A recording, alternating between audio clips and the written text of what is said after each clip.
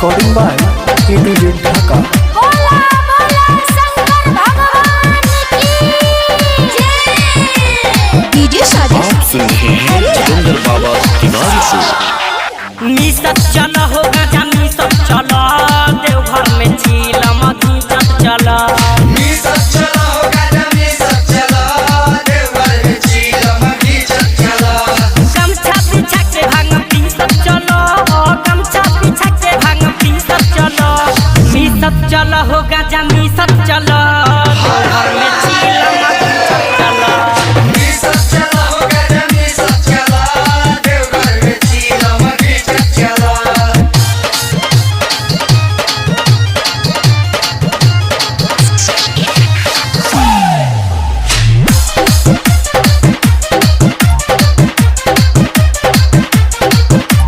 ना लागी कीमत हो ना लागी कीमत।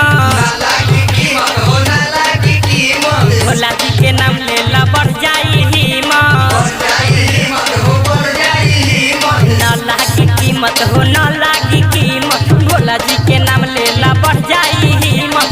बाबा के डमरू पीटत चलो बाबा के डमरू पीटत चलो। मिसत चला गाजा मिसत चला देवघर में चीलम घींचत चला।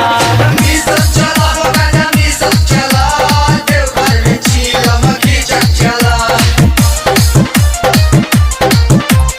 बोला बोला ओ घर वाले बाबा की जय। बाजता डीजे हो बाजता डीजे। बाजाता डीजे हो बाजाता डीजे। नाचे कमरिया लो ट्रैक्टर के पीछे। ट्रैक्टर के पीछे ट्रैक्टर के पीछे। बाजता डीजे हो बाजता डीजे। नाचे कमरिया लो ट्रैक्टर के पीछे। बाबा तिवारी तनी हिलत चलो कृष्णा परशुराम तनी हिलत चलो। मिसत चलो हो तनी मिसत चलो देवघर में चीलम